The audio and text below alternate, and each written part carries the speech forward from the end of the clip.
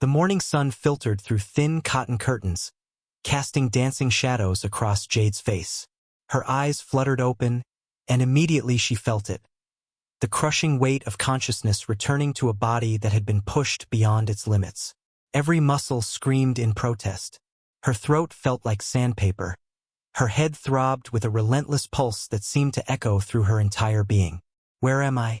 The ceiling above her was wooden, rough-hewn beams that spoke of age and care. This wasn't her bedroom. This wasn't the penthouse apartment she shared with Jamal, with its pristine white ceilings and expensive recessed lighting. This was somewhere else entirely. She tried to move, but her body refused to cooperate. A groan escaped her lips, and suddenly there were faces above her. An elderly couple, their expressions warm with relief and concern. "Finally, you're awake." The woman's voice was gentle, filled with genuine joy. "It's been 3 days, dear. We were so worried." 3 days? The words hit Jade like a physical blow. Her mind scrambled, trying to piece together fragments of memory that felt like broken glass. Sharp, dangerous, and incomplete. 3 days. Her voice came out as barely a whisper, rough and uncertain. The old man nodded, his weathered face creasing into a smile. "Yes, child. I found you by the lakeshore when I went out for my morning fishing. You were barely breathing, soaked through, and covered in bruises. We thought we'd lost you several times." Jade closed her eyes, and suddenly it came flooding back. The argument with Jamal, his hand raised, striking her across the face. Wendy's laugh, cold, calculating, triumphant. The sensation of falling, water closing over her head. Her lungs burning as she struggled against hands that held her down, pushing her deeper into the dark water. "They tried to kill me." The realization should have brought panic, but instead, Jade felt something else stirring in her chest. Something cold and determined. Something that felt almost like relief mixed with rage. "I'm Jade," she managed to say, her voice growing stronger. "Thank you for saving me. I will repay you once I get home." The old woman, Martha, she would soon learn, shook her head gently. "Home can wait, dear. You have so many injuries. You can't even walk yet. Right now, you need to heal." As Martha helped her sit up, supporting her weight with surprising strength for her age, Jade felt tears prick at her eyes. Not from pain, though her body certainly hurt, but from the kindness. When had someone last shown her genuine kindness without expecting anything in return? Over the following days, as Jade's body slowly began to heal, Martha and Joshua cared for her like she was their own daughter. Martha would sit beside her bed in the mornings, gently changing her bandages, her hands steady and sure. "You've been through something terrible," Martha said one morning, not asking, just stating a fact. "I can see it in your eyes. But you're strong. Stronger than you know." Jade wanted to laugh at that. Strong? She had let her husband and her best friend destroy her. She had been blind, stupid, trusting. Where was the strength in that? But she said nothing, just let Martha continue her ministrations. The cottage where Martha and Joshua lived was small but filled with love. It sat on the edge of a vast lake, the same lake where Jade had nearly lost her life. Ironically, it was also the place where she was beginning to find herself again. As the days passed and Jade regained her strength, Martha began teaching her the simple tasks that filled their daily life. Weaving became Jade's first lesson. "Your hands tell a story," Martha said, guiding Jade's fingers through the loom. "They're soft and used to this kind of work, but they're also capable. You just need to learn to use them differently." Jade watched as the threads began to form patterns under her guidance.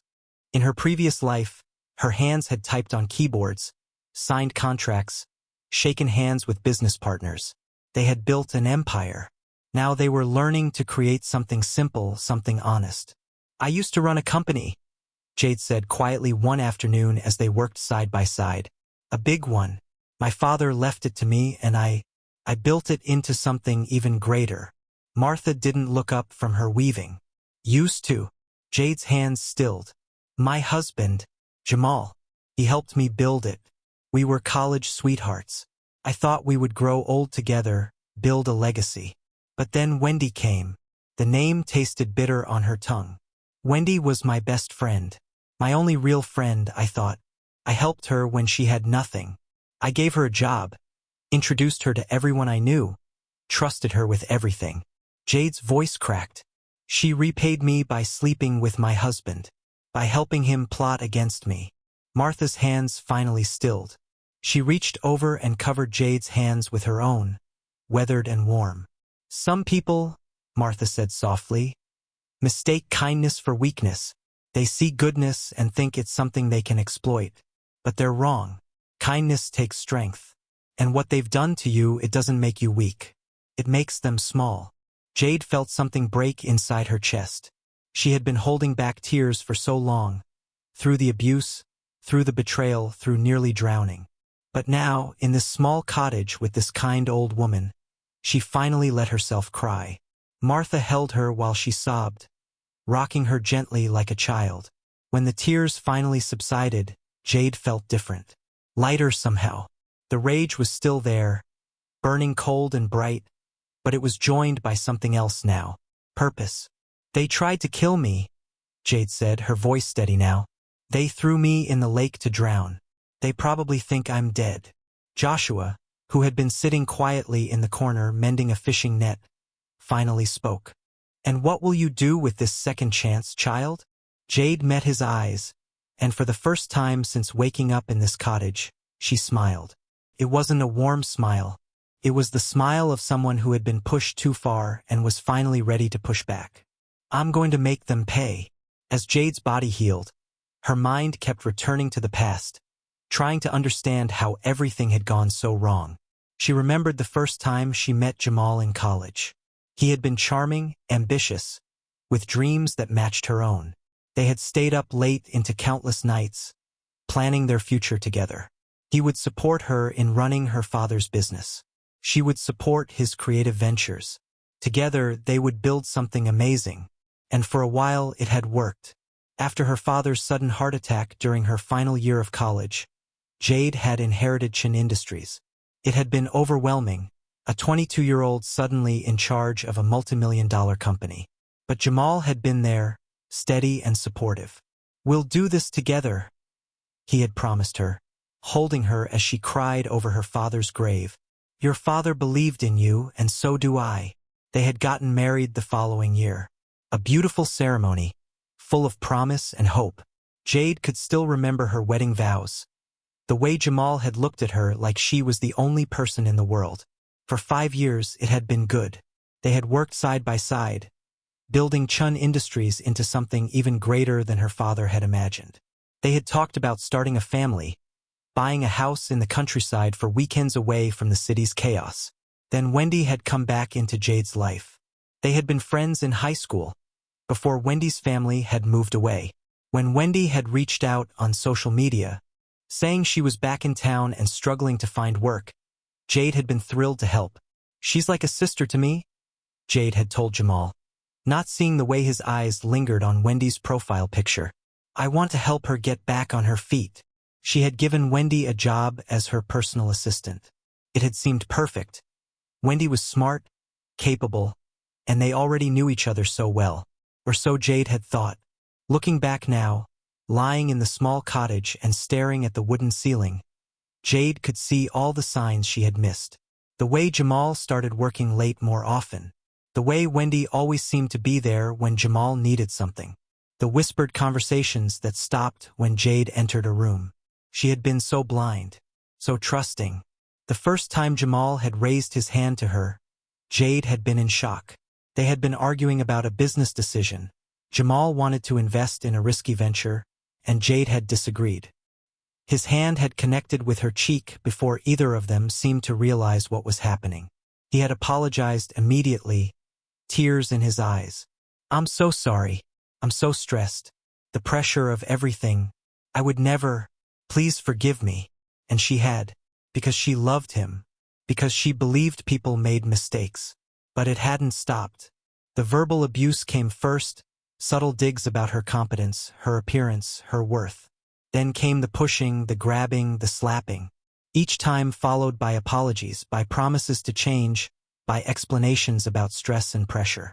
Jade had started to believe it was her fault. Maybe she was too demanding. Maybe she didn't understand the pressure he was under.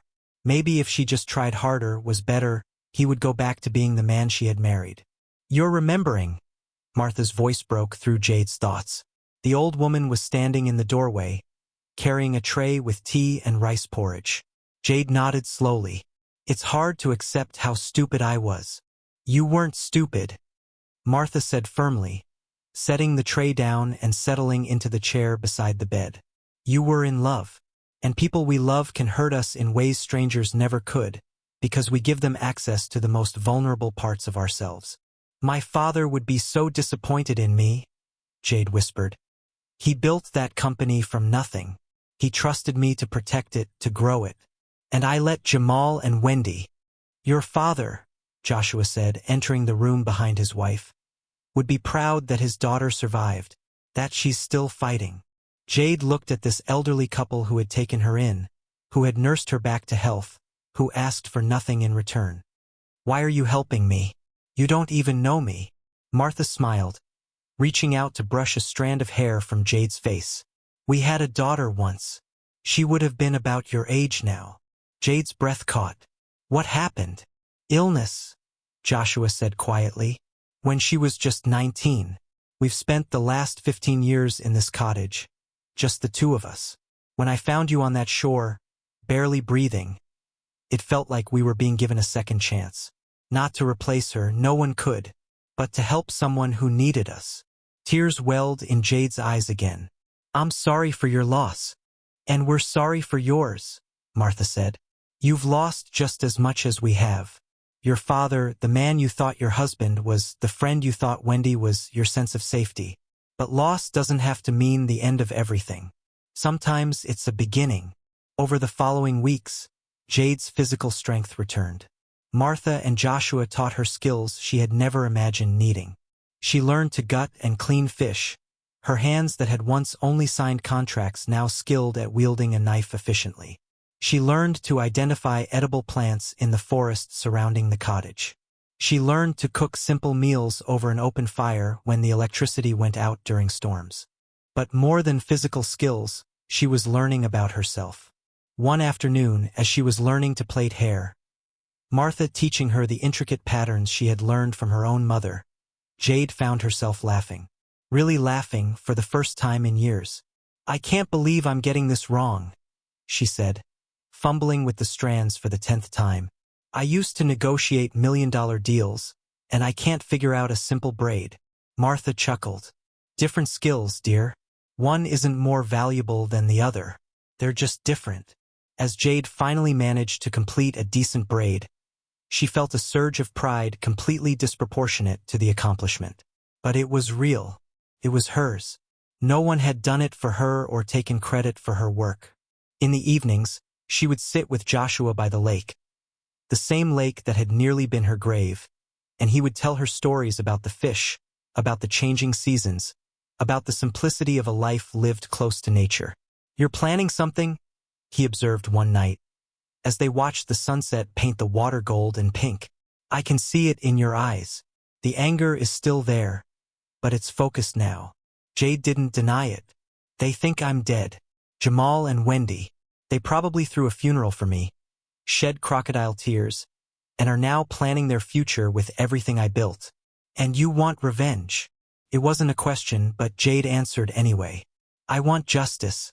There's a difference." Joshua was quiet for a long moment. "Is there? Be careful, child. Revenge has a way of consuming the person seeking it. Make sure that whatever you do, you're doing it to reclaim your life, not to destroy theirs." "What if I want both?" The old man smiled sadly. "Then make sure you don't lose yourself in the process. That would be letting them win after all." His words stayed with Jade as she lay in bed that night. She thought about what she wanted. Yes, she wanted Jamal and Wendy to pay for what they had done. But more than that, she wanted her company back. She wanted her life back. She wanted to prove that she was more than they had tried to make her believe. By the 6th week, Jade was strong enough to make the journey to the nearest town. It was small, just a few shops and a library with internet access. Martha had given her some clothes, simple, worn things that were nothing like the designer outfits Jade had once worn daily. With her hair tied back and her face free of the makeup she had once considered essential, Jade looked like a completely different person, which was exactly what she needed. At the library, she logged into an email account she had created years ago and never used, a backup account Jamal didn't know about. Her hands trembled as she typed in searches for her own name. The results made her stomach turn. There were articles about her disappearance. Business mogul Jade Chun missing, presumed dead. Photographs of Jamal looking appropriately devastated at a press conference. Wendy beside him, dabbing at her eyes with a tissue. Jade clicked through to a video of the press conference. Jamal's voice filled the small library cubicle. Jade was everything to me. My wife, my partner, my best friend. Her loss is unbearable. But I know she would want me to be strong, to continue the work we started together. Chun Industries was her father's legacy, and I promised to honor her memory by ensuring it continues to thrive. The comments below the video were full of sympathy. Such a tragedy. He's so brave to continue working through his grief. She was lucky to have a husband who loved her so much. If only they knew. Jade navigated to more recent news. There it was, an announcement about Jamal and Wendy's engagement, just 2 months after Jade's death.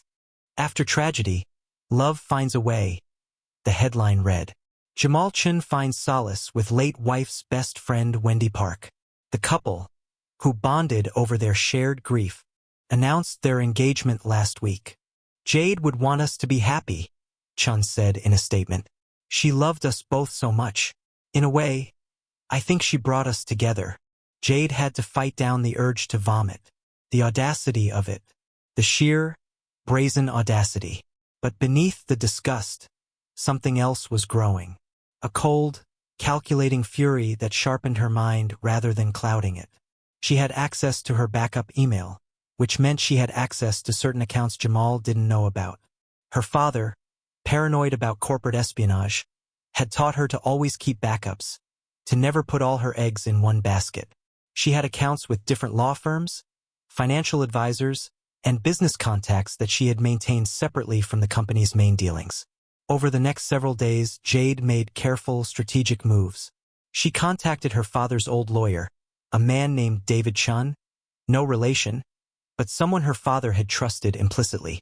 She explained her situation, swore him to secrecy, and asked him to begin quietly transferring her personal assets. The company itself is more complicated, David explained over a secure call. You and Jamal have joint ownership, and with you legally dead, he has control.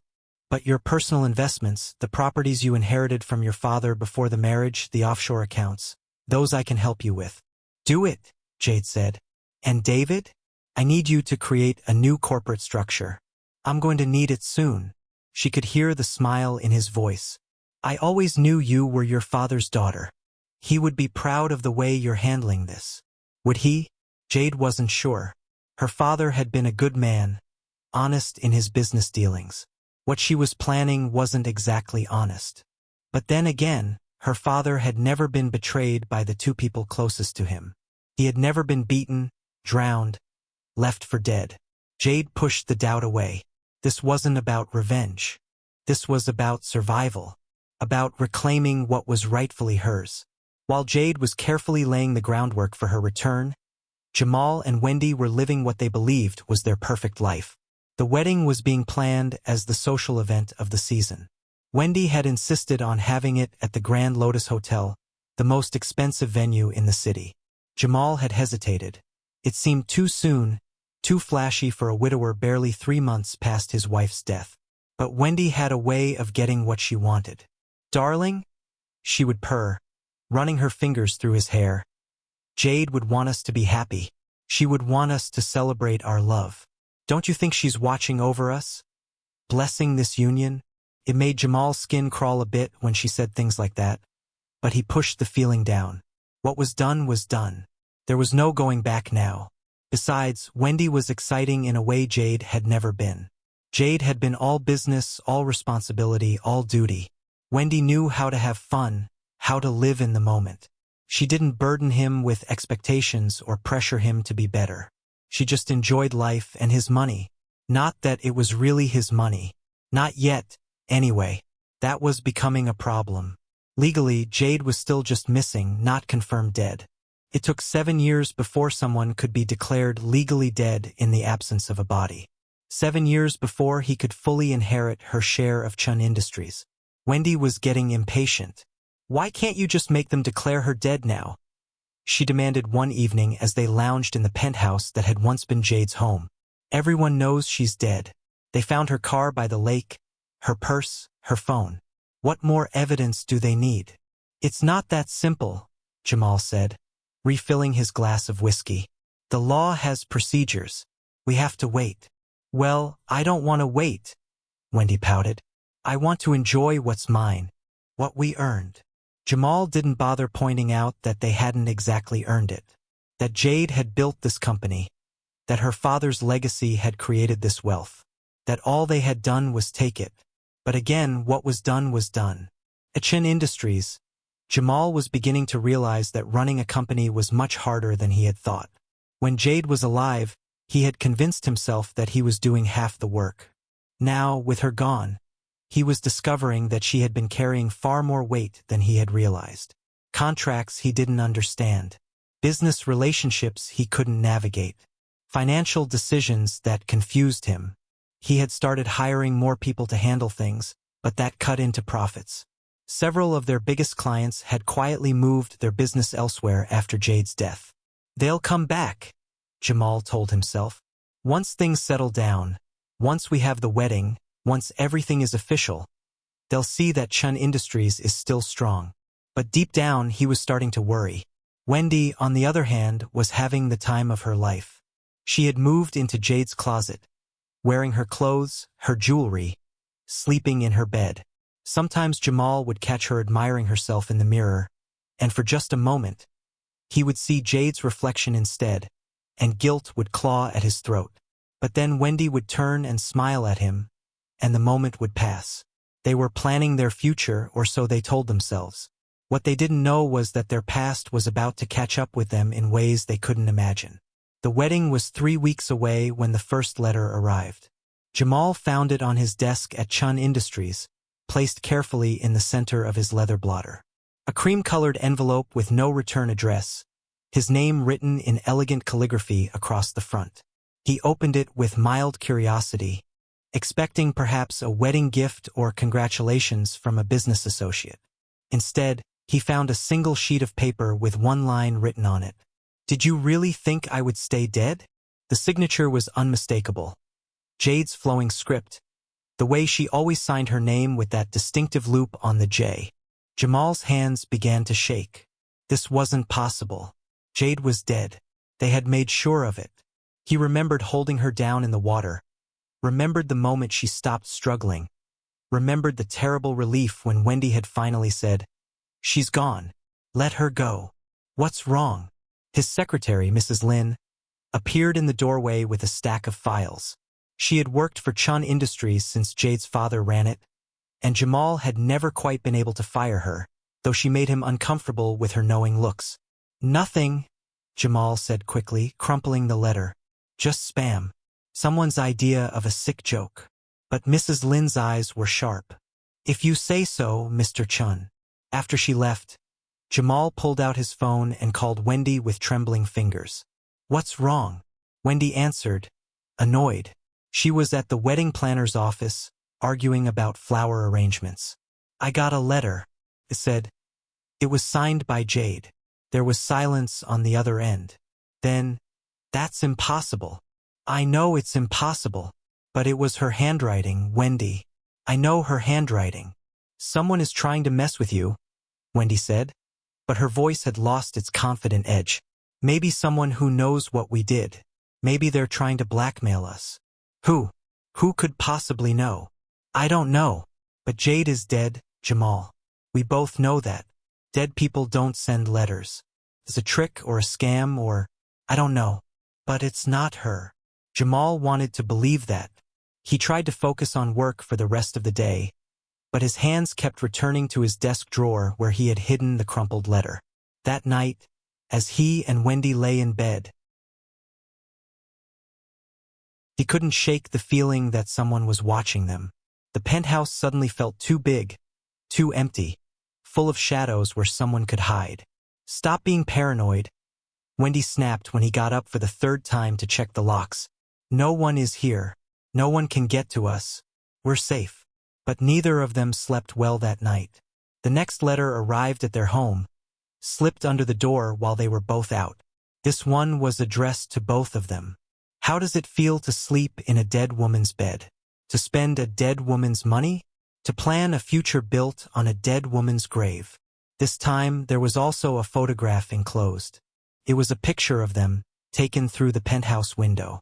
They were both clearly visible, embracing in the living room. Someone was watching them. Wendy's facade finally cracked. "We need to find out who's doing this," she said, her voice tight with fear. "We need to make them stop." "How?" Jamal demanded. "We can't exactly go to the police. What would we tell them? Help us. Someone knows we murdered my wife." "We didn't murder her," Wendy hissed. "It was an accident. She fell. We just didn't save her." It was the lie they had been telling themselves for months, but saying it out loud made it sound hollow even to their own ears.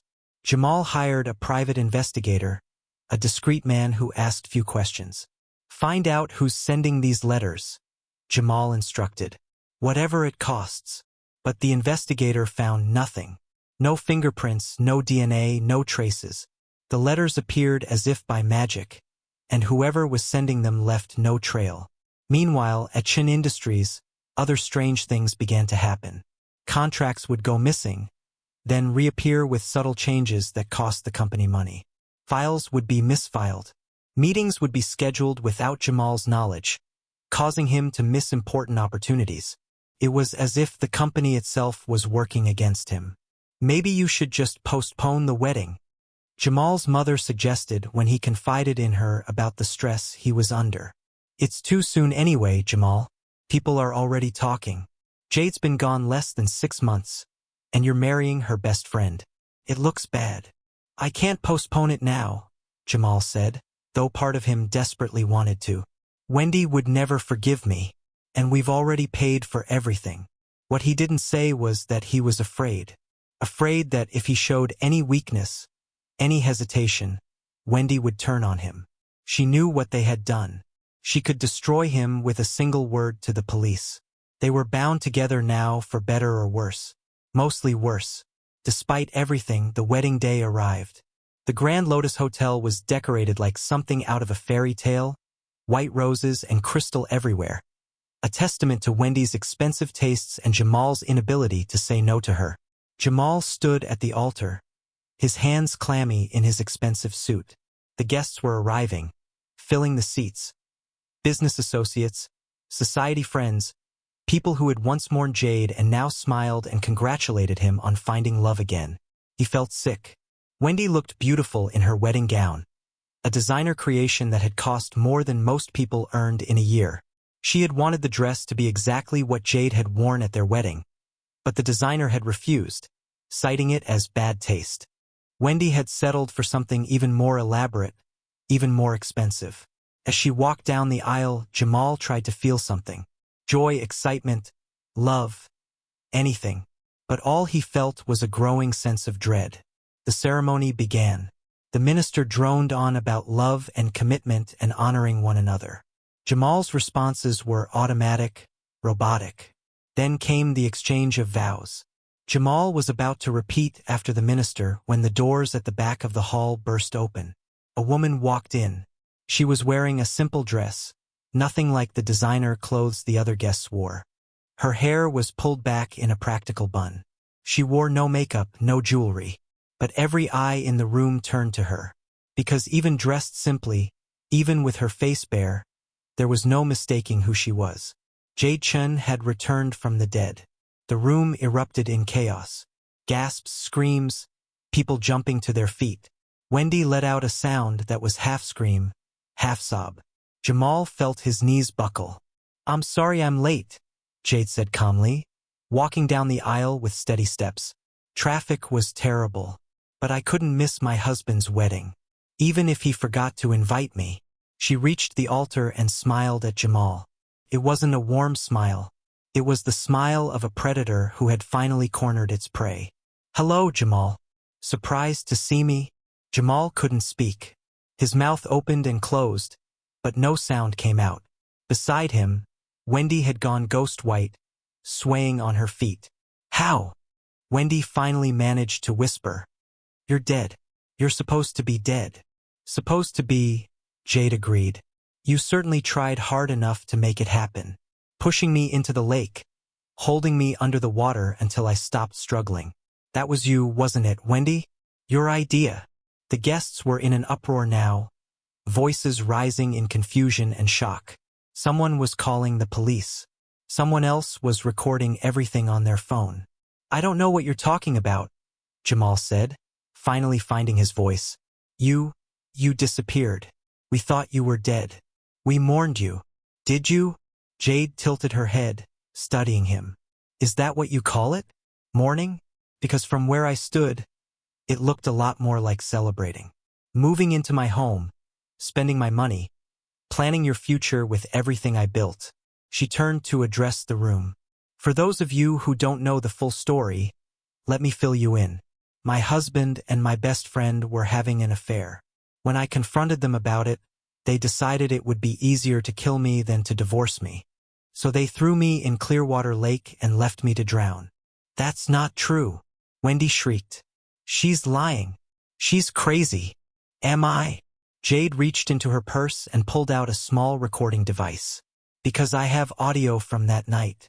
Would you like me to play it for everyone? I'm sure they'd love to hear you and Jamal planning my murder."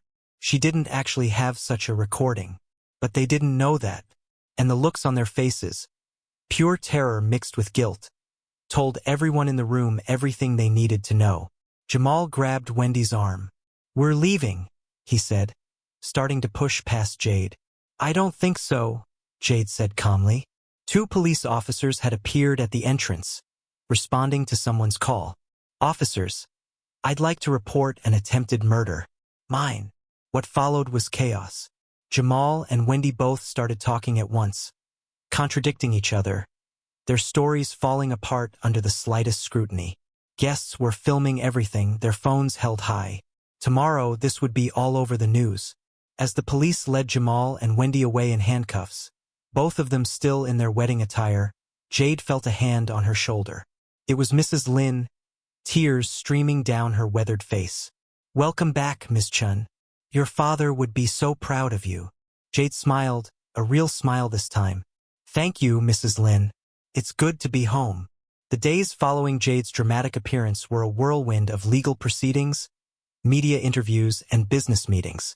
Jade moved through it all with a calm determination that surprised even herself. The police investigation moved quickly. Once Jade filed her report, other evidence began to surface. Security footage from the night of her disappearance showed Jamal and Wendy's car near the lake. Financial records showed suspicious transfers from company accounts to Wendy's personal accounts, started just weeks after Jade's disappearance. Most damning of all, Wendy's phone records showed months of deleted text messages with Jamal, as well as messages with someone else, a man named Marcus Lee. When the police brought Marcus in for questioning, the entire scheme unraveled. Marcus Lee, it turned out, was Wendy's actual boyfriend. Had been for years, even before she came to work for Jade. The whole plan had been Marcus's idea: seduce Jamal, get rid of Jade, take control of Chin Industries, then eventually get rid of Jamal too and live happily ever after with Marcus on Jade's money. "It was supposed to be perfect," Wendy sobbed during her interrogation, the recording of which was leaked to the press. "Jamal was so stupid, so easy to manipulate. He believed everything I told him. I made him think it was his idea to kill Jade, that we were doing it together out of love. But it was always about the money. It was always the plan." Jamal, for his part, tried to claim he had been manipulated, that Wendy had seduced him, poisoned his mind against Jade, convinced him that killing her was the only way they could be together. "I loved Jade," he told the police, tears streaming down his face. "I never wanted to hurt her. Wendy made me do it." She threatened to tell Jade about the affair if I didn't help her. I was trapped. But his own emails and text messages told a different story. Messages about how much he resented Jade's success, how he felt emasculated by her talent, how he deserved to be the one in charge. "She's just a woman," he had written to Wendy. "She got lucky inheriting the company from her daddy. I'm the one with real business sense. Once she's gone, I'll show everyone what I can really do." Reading those messages in the lawyer's office, Jade felt a strange sense of detachment. This man she had loved, had built a life with, had trusted completely. He had never really seen her as a person, just as an obstacle to what he wanted. "I was so blind," she said to David, her father's lawyer, who had become her chief advisor. "You weren't blind," David corrected gently. "You were trusting. There's a difference. And trust is a good quality, even if sometimes it's betrayed." "Will they go to prison?" Jade asked. David nodded. "With all the evidence we have, the attempted murder, the financial fraud, the conspiracy, they're looking at significant prison time. Wendy especially, since she's being charged as the primary conspirator. Jamal might get a slightly lighter sentence if his lawyers can successfully argue he was manipulated. But either way, both of them will be locked up for a long time." Jade should have felt satisfaction at that news. Instead, she just felt tired. "And the company? That's more complicated," David admitted, pulling out a folder thick with documents. "Legally, since you were never actually declared dead, your ownership stake never transferred to Jamal. However, he did make a number of decisions as acting CEO during your absence that have created some legal tangles we'll need to unravel." "What kind of decisions?" David's expression darkened. "Bad ones, mostly. He took out loans against the company's assets, made several poor investments, sold off some of your father's original properties to finance his and Wendy's lifestyle. The company is still solvent, but it's in much worse shape than when you disappeared." Jade felt a fresh wave of anger. It wasn't enough that they had tried to kill her. They had also tried to destroy everything her father had built. "Can we recover?" "With time and smart management, yes. But it won't be easy. Several of your major clients moved their business elsewhere after your disappearance. They'll need to be convinced to come back. The company's reputation has taken a hit, and there will be questions about why you stayed hidden for so long after surviving." That was another complication Jade had been dreading. The media was full of speculation about where she had been for the past 6 months. Some theories were wild witness protection, amnesia, a secret mission abroad. The truth was both simpler and harder to explain. How did she tell people that she had spent months healing, learning to weave and cook fish, finding herself in a small cottage by the very lake where she had almost died? "I needed time to recover," she told the reporter from Business Weekly, one of the few interviews she agreed to give, "both physically and emotionally.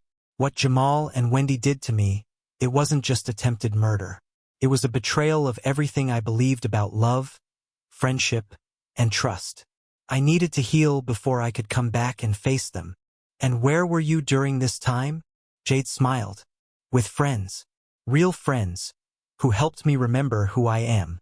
She didn't give them more than that. Some things were private.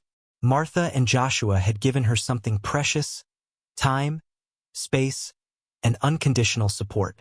She wasn't going to repay them by turning their quiet life into a media circus. The legal proceedings dragged on for months. Jade threw herself into rebuilding Chun Industries, working 18-hour days to undo the damage Jamal had caused.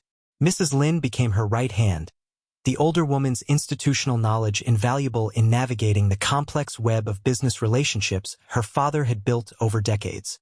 "Your father always said that business is built on trust," Mrs. Lin told her one late night as they reviewed contracts. "Jamal broke that trust.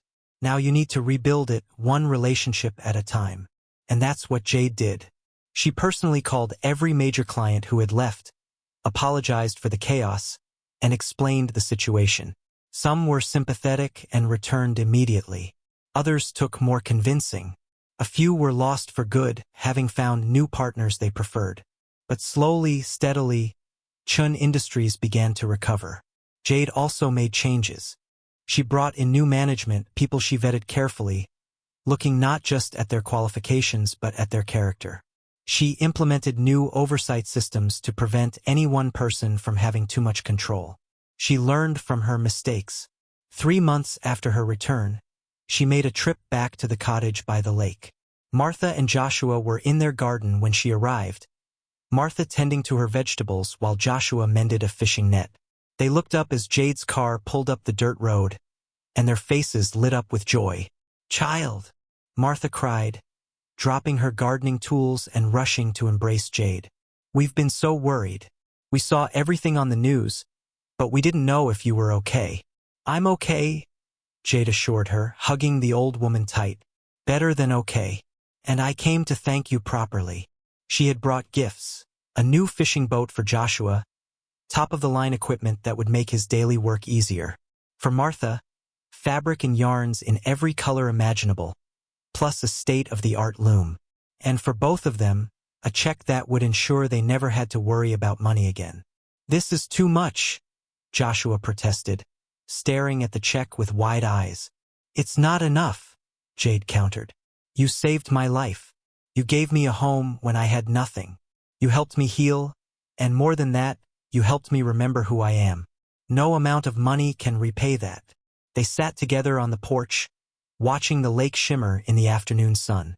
The same lake that had nearly been Jade's grave was now just a beautiful body of water, peaceful and calm. "Have you forgiven them?" Martha asked quietly. Jade considered the question. "I don't know if I ever will completely. What they did, it changed me. It made me more cautious, more suspicious. I don't trust as easily anymore." "That's not necessarily a bad thing," Joshua observed. "Trust should be earned, not given freely." "But I don't want to become hard," Jade continued. The trial began in early spring, almost a year after Jade's near-death experience. The courthouse was packed with media, curiosity seekers, and business associates eager to see how the drama would unfold. Jade sat in the front row, her back straight, her expression calm. She had dressed carefully that morning. A navy blue suit that her father had always said made her look like a serious businesswoman. She wanted Jamal and Wendy to see what they had tried to destroy, and she wanted them to see that they had failed. Jamal was brought in first, handcuffed, wearing a cheap suit that looked nothing like the expensive designer clothes he had favored when spending Jade's money. He had lost weight in prison, his face gaunt and pale. When his eyes met Jade's, he quickly looked away. Wendy came next, and the change in her was even more dramatic. The beautiful, confident woman who had stolen Jade's husband and tried to steal her life was gone. In her place was a hollow-eyed stranger, her hair unwashed, her skin sallow. Prison had not been kind to her. The prosecution laid out its case methodically. Financial records showing the affair had been going on for over a year before Jade's disappearance. Text messages between Wendy and Marcus planning the entire scheme. Security footage. Witness testimony from people who had seen Jamal hitting Jade, though she had always made excuses for him. And finally, Jade's own testimony. She took the stand on the third day of the trial, her hands steady as she placed them on the Bible to swear to tell the truth. The prosecutor, a sharp woman named Jennifer Ross, guided her through the events leading up to that night. "Ms. Chen, can you describe your relationship with your husband before Wendy Park came to work for you?" "We were happy," Jade said simply. "Or I thought we were. We were building a life together, running the company my father left me. I trusted him completely." "And when did that begin to change?" "Gradually at first." "And what happened next?" Jamal looked at her, and I could see him actually considering it. "That's when I knew I was in real danger. I tried to run, but Jamal caught me. They dragged me to the car, drove me to Clearwater Lake. I was screaming, fighting, but they're both stronger than me."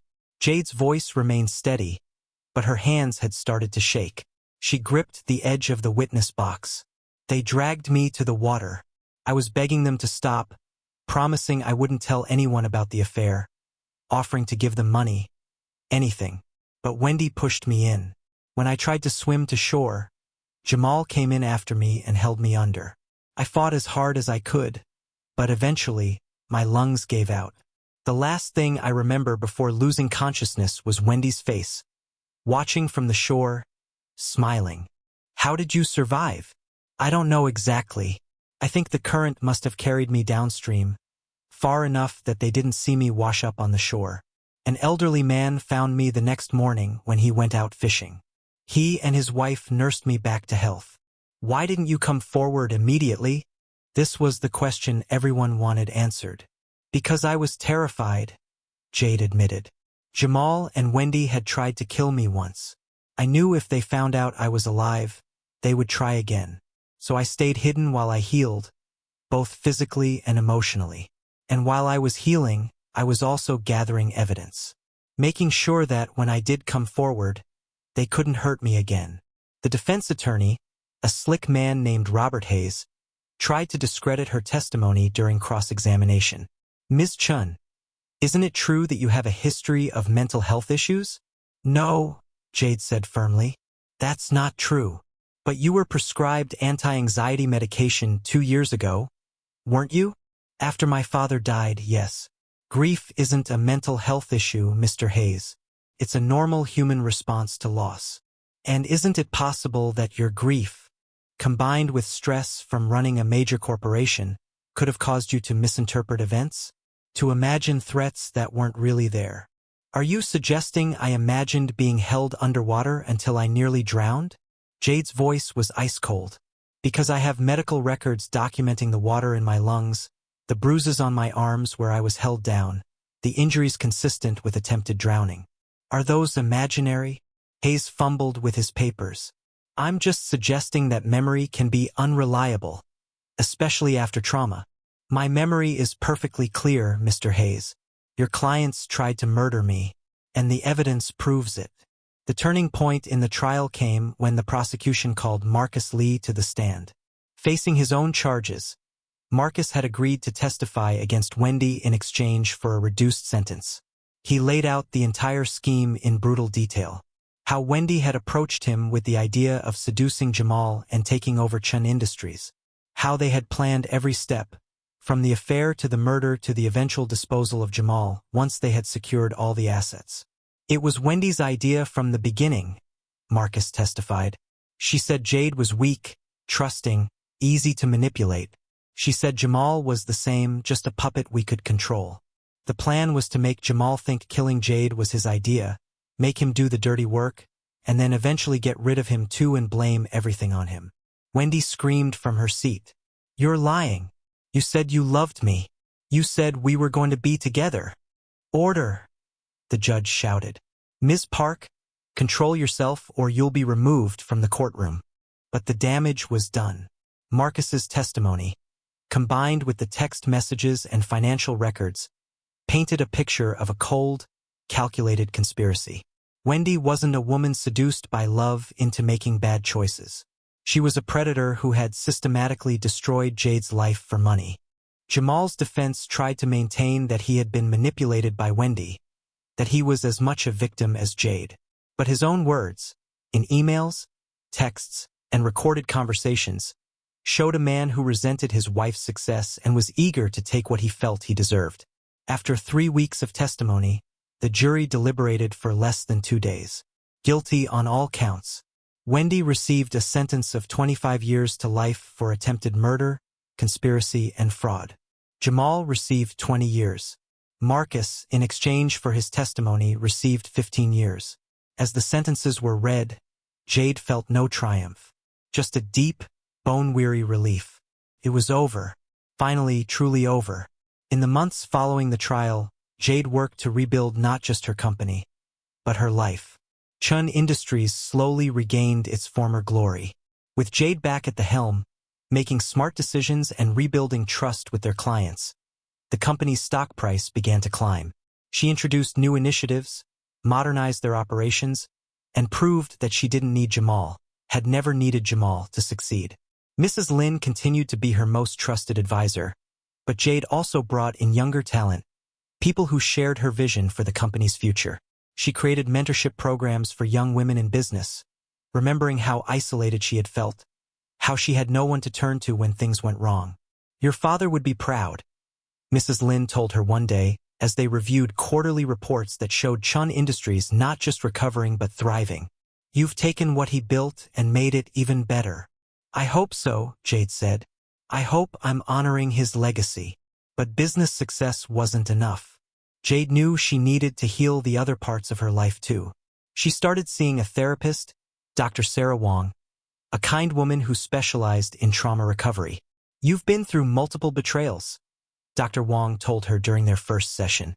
"Your husband, your best friend, people you trusted completely. That kind of betrayal can make it very hard to trust again." "I don't want to live the rest of my life being suspicious of everyone," Jade admitted. "But I don't know how to let my guard down anymore." "Healing isn't linear," Dr. Wong said. "Some days you'll feel strong and confident. Other days, the fear and anger will come back. That's normal. The goal isn't to forget what happened or to pretend it didn't affect you. The goal is to integrate the experience into your life story without letting it define you." Over the months, Jade learned techniques for managing her anxiety and anger. She learned to recognize when she was projecting her past experiences onto present situations. She learned that not everyone who showed interest in her was trying to use her. It was slow, difficult work, but it was necessary. She also made good on her promise to Martha and Joshua. She visited them regularly, finding peace in the simplicity of life by the lake. She would spend weekends there, helping Martha in the garden, going fishing with Joshua, weaving on the loom they had taught her to use. "You seem lighter," Martha observed one evening as they sat on the porch watching the sunset. "Like a weight has been lifted." "I think it has," Jade agreed. "For so long, I was carrying around all this anger and pain. Don't get me wrong, I'm still angry about what they did, but I'm not letting it consume me anymore. I'm choosing to focus on building something good rather than dwelling on what was destroyed." "That's wisdom," Martha said, squeezing her hand. "Real wisdom." 1 year after the trial, Jade made a decision that surprised everyone, including herself.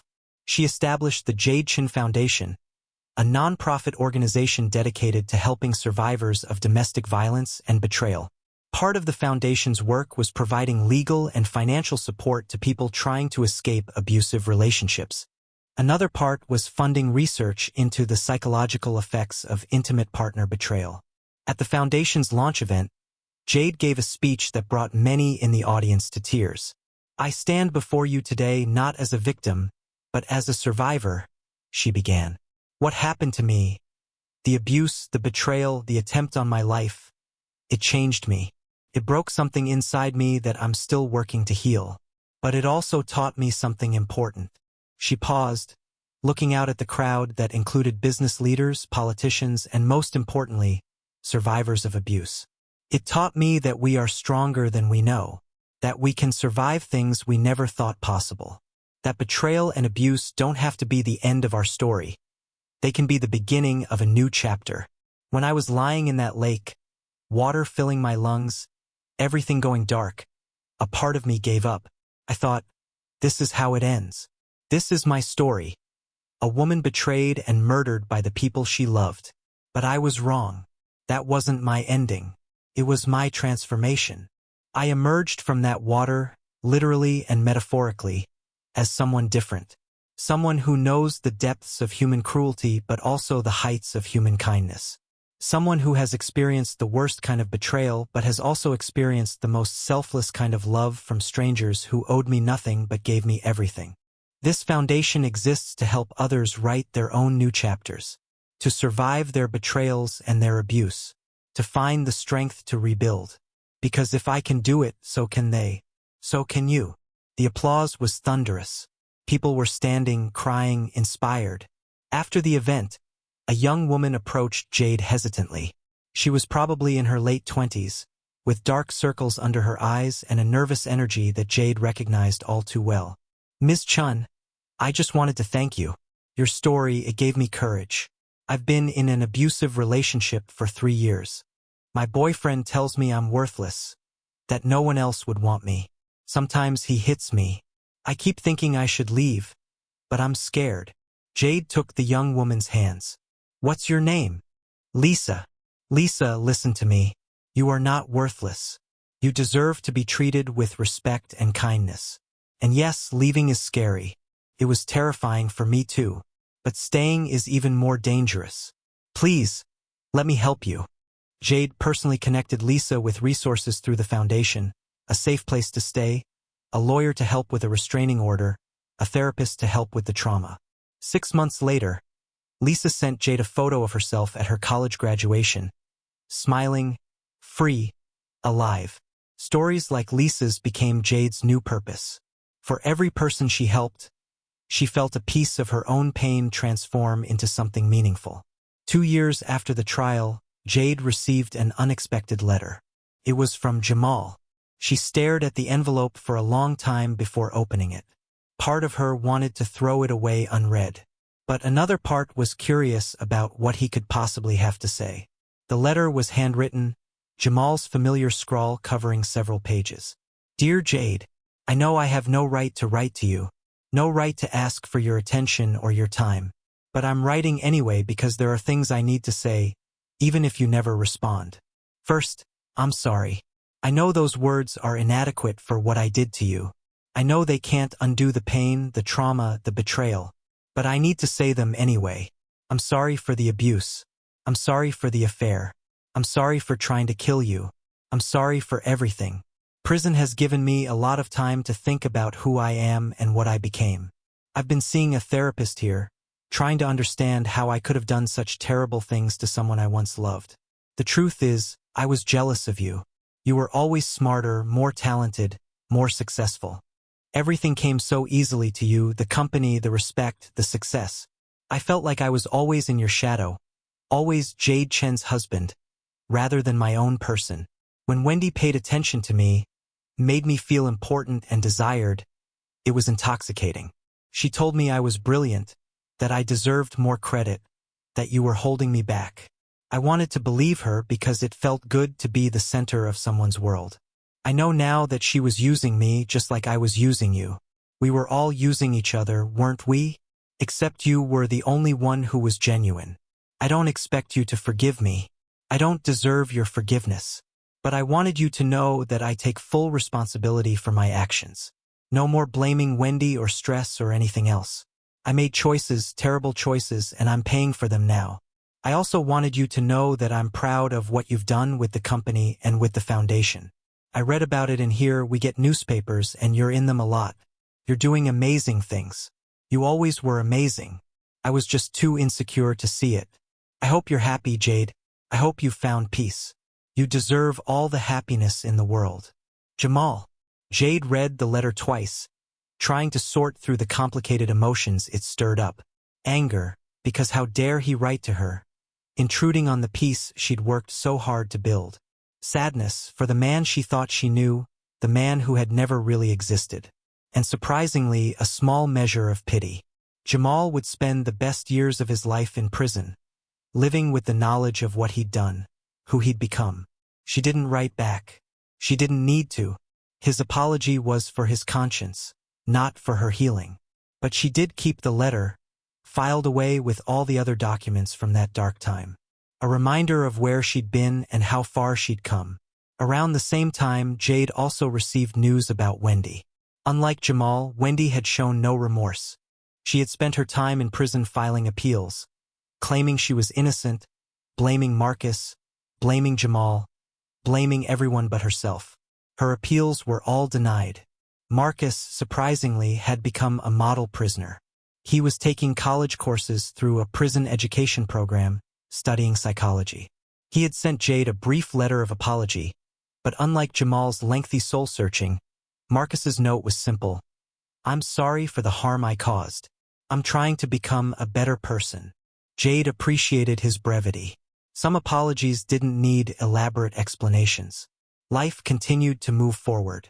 Jade dated occasionally, though she was cautious. Dr. Wong helped her work through her fears about trusting someone romantically again. Not everyone is Jamal, Dr. Wong reminded her. And you're not the same person you were when you married him. You know the warning signs now. You're stronger, wiser, more aware. Jade's first few dates were disasters, mostly because she was so guarded that she couldn't relax enough to enjoy herself. But gradually, she learned to open up again, to take small risks. She met Daniel at a business conference. He ran a nonprofit that worked with at-risk youth, and they bonded over their shared passion for helping others. He was kind, patient, and most importantly, he respected her boundaries. Their first date was coffee, just coffee, in a public cafe in the middle of the afternoon. Jade had told him up front about her past, about the abuse and the betrayal, expecting him to run. Instead, he had simply nodded. "Thank you for trusting me enough to tell me," he had said. "We'll take things at whatever pace you're comfortable with." They dated for 6 months before Jade felt comfortable enough to introduce him to Martha and Joshua. She valued their opinion and knew they would see through any facade. Joshua took Daniel fishing while Martha and Jade prepared dinner.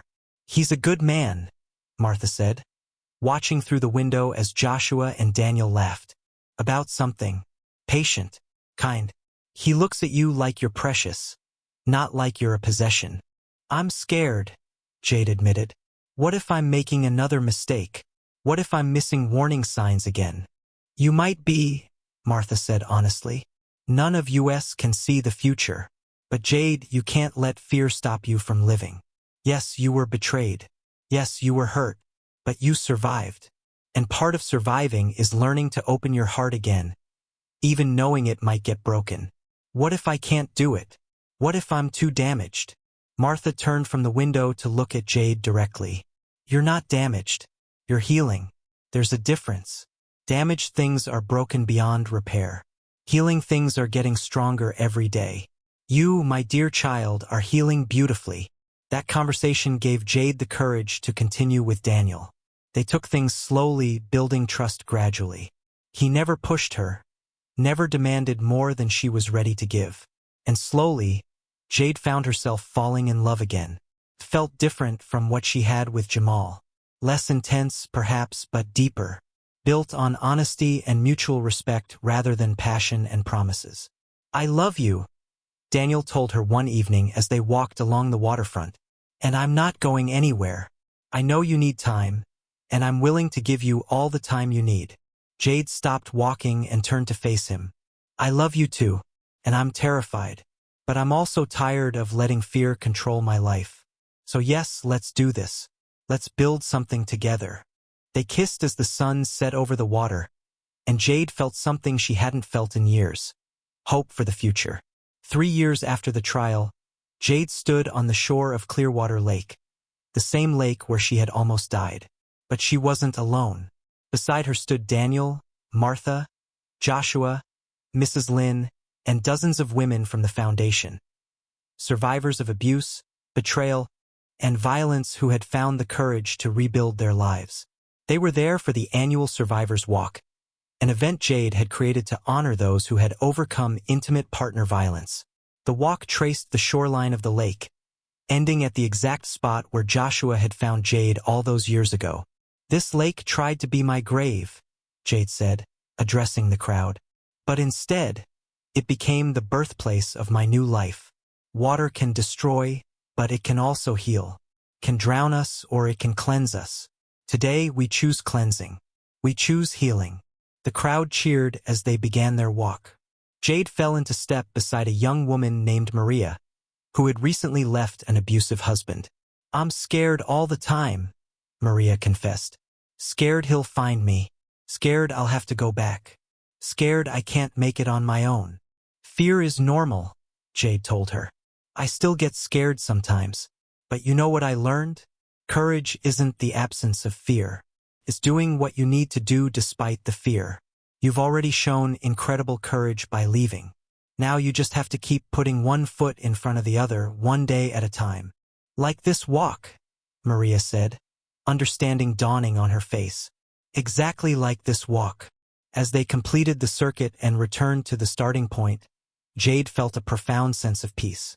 She had turned her worst nightmare into a source of strength, not just for herself but for others. That evening, back at her penthouse, Jade sat with Daniel on the balcony, watching the city lights sparkle below. "Do you ever regret it?" Daniel asked. "Everything you went through?" Jade considered the question. "I regret the pain. I regret the betrayal. I regret that I had to learn those lessons the way I did. But do I regret who I've become because of it? No. I'm stronger now, more aware, more compassionate. I understand suffering in a way I never could have before, and that makes me better equipped to help others. You're amazing, you know that? She smiled. I'm human, flawed, still healing, still learning. But I'm not giving up. I'm not letting what happened to me define me. Later that night, as Jade prepared for bed, she looked at herself in the mirror. The same mirror where Wendy used to admire herself in Jade's clothes, in Jade's life. But the woman looking back at Jade now was different from the one who had lived in this penthouse before. This woman had scars, yes, but she also had wisdom. She had survived drowning, betrayal, and attempted murder. She had rebuilt her company, established a foundation, and learned to love again. She had won. Not because Jamal and Wendy were in prison, though they were. Not because Chun Industries was more successful than ever, though it was. She had won because she had refused to let their betrayal destroy her. She had taken the worst thing that ever happened to her and transformed it into purpose. As she turned off the light and climbed into bed beside Daniel, Jade thought about the girl she used to be. Trusting, naive, blind to the darker sides of human nature. That girl was gone, drowned in Clearwater Lake. But in her place was a woman who knew herself, who trusted herself, who had looked into the abyss of human cruelty and chosen to respond with compassion rather than bitterness. The journey wasn't over. Healing never really ended. It was an ongoing process with good days and bad days, progress and setbacks. But Jade was no longer afraid of the journey. She had already survived the worst. Everything else was just details. Epilogue, 5 years later. 5 years after that fateful night at Clearwater Lake, Jade stood in a hospital room, holding a tiny bundle wrapped in pink blankets. Her daughter, hers and Daniel's, slept peacefully in her arms. She's perfect, Martha whispered, tears streaming down her weathered face. Joshua stood beside her, his arm around his wife, both of them beaming with joy. We want you to be her godparents, Jade said. If you're willing, you saved my life. I want you to be part of hers.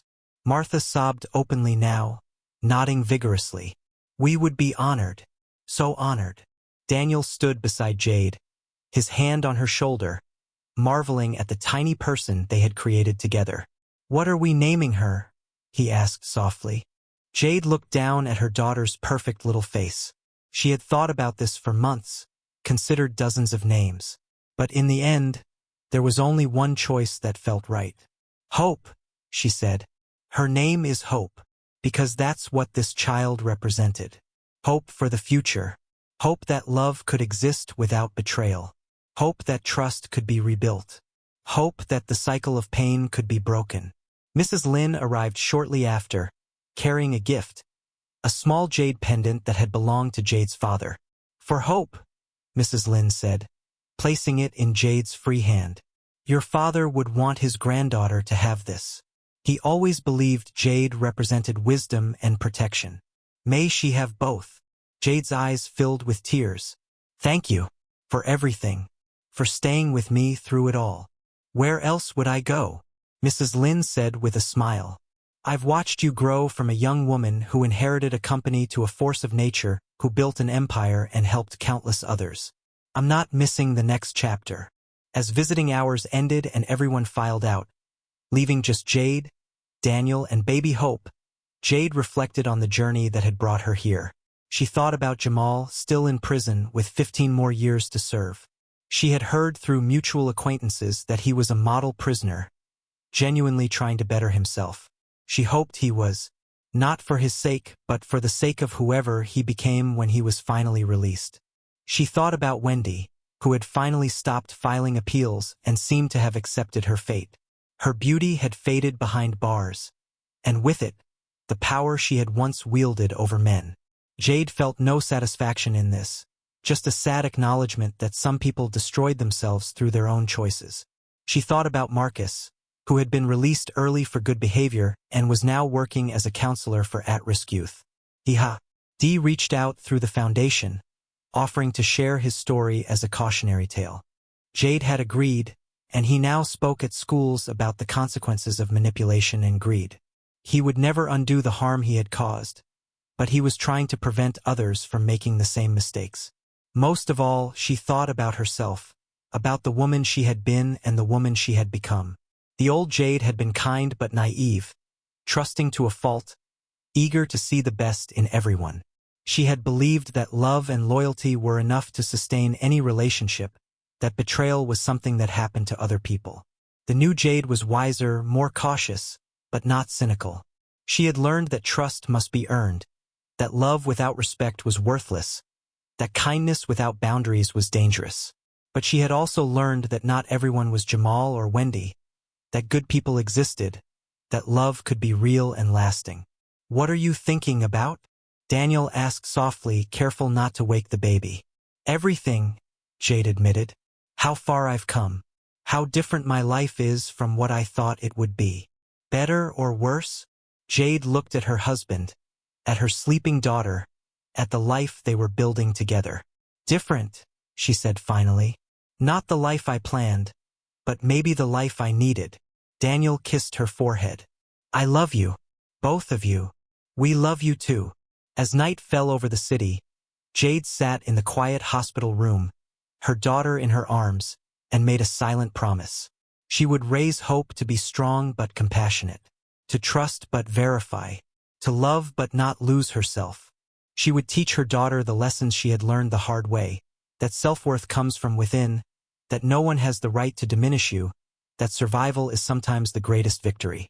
But she would also teach her about second chances, about the kindness of strangers like Martha and Joshua, about the power of rebuilding, about choosing hope over bitterness, even when bitterness would be easier. A knock on the door interrupted her thoughts. A nurse peeked in. "Ms. Chan?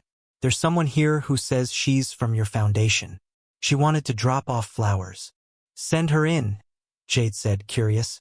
A young woman entered, carrying a bouquet of white roses. It took Jade a moment to recognize her. It was Lisa, the young woman who had approached her at the Foundation's launch event 5 years ago.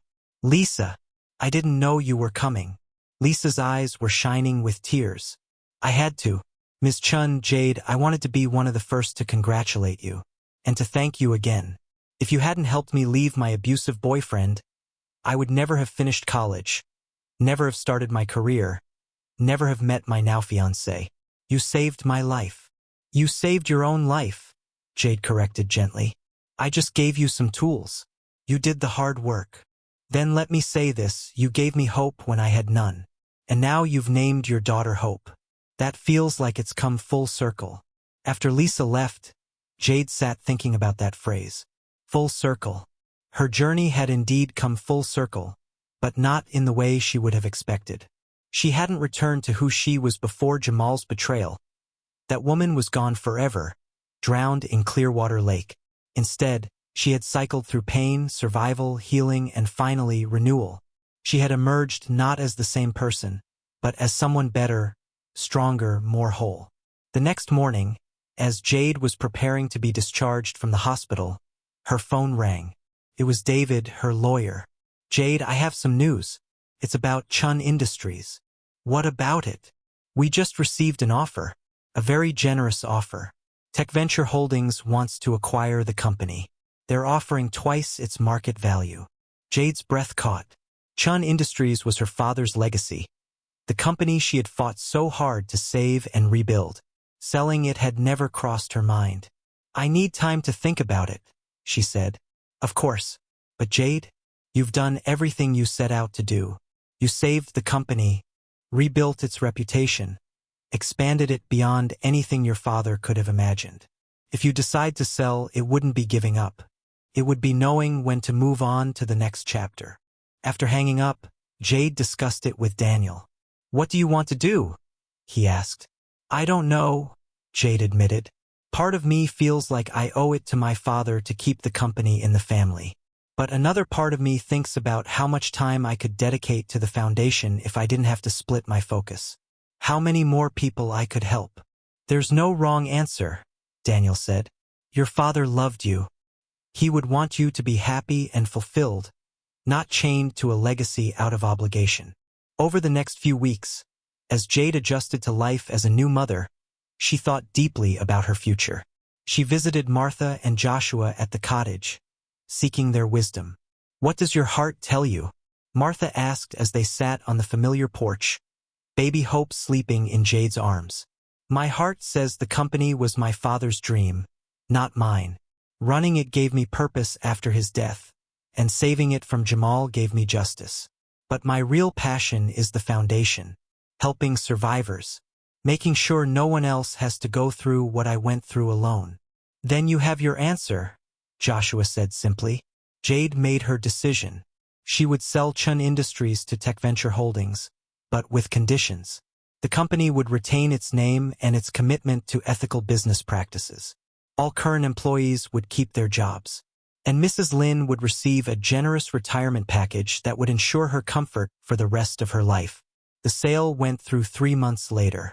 Jade stood in her father's old office one last time, running her hand over his desk, remembering the girl she had been when she first inherited this responsibility. "I hope I made you proud, Dad," she whispered to the empty room. "I know this isn't what you planned, but I hope you would understand." She could almost hear his voice in her mind. "I'm proud of you not because of what you built, but because of who you became. You survived, you healed, and now you're helping others survive and heal. That's the greatest legacy anyone could leave." With the money from the sale, Jade expanded the foundation exponentially. She opened safe houses in 10 cities. She established legal aid clinics specifically for abuse survivors. She funded research into trauma recovery. She created job training programs to help survivors rebuild their financial independence. The Jade Chin Foundation became one of the most respected nonprofits in the country, helping thousands of people every year escape abusive situations and rebuild their lives. Jade also wrote a book about her experience. She had resisted for years, not wanting to relive the pain. But Dr. Wong had convinced her that sharing her story could help others. "You've already helped so many people through the foundation," Dr. Wong had said. "But there are people who will never walk through those doors, who might pick up a book in a moment of desperation and find the courage to change their lives." The book, titled Rising from the Depths, A Survivor's Journey, became a bestseller. Jade donated all the proceeds to the foundation. In the book, she was honest about everything: the abuse, the betrayal, the murder attempt, but also the healing, the kindness of strangers, the power of choosing to live rather than merely survive. The final chapter was about forgiveness, but not the kind people expected. "I have not forgiven Jamal and Wendy for what they did to me," she wrote. "Maybe someday I will, maybe I won't. But I've learned that forgiveness is not a requirement for healing. What is required is letting go of the need for revenge, the obsession with making them suffer as much as they made you suffer.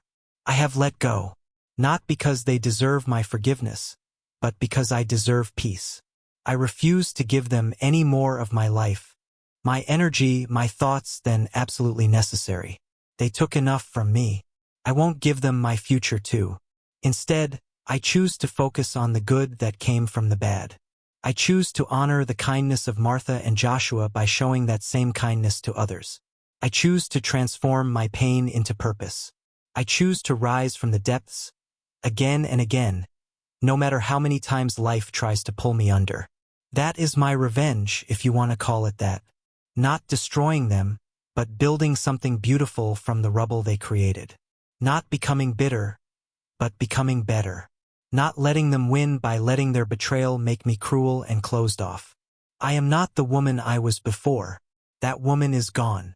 But I am also not the broken, betrayed victim they tried to make me. I am something new, a survivor, a fighter, a helper. I am someone who knows the worst of humanity but chooses to believe in and cultivate the best.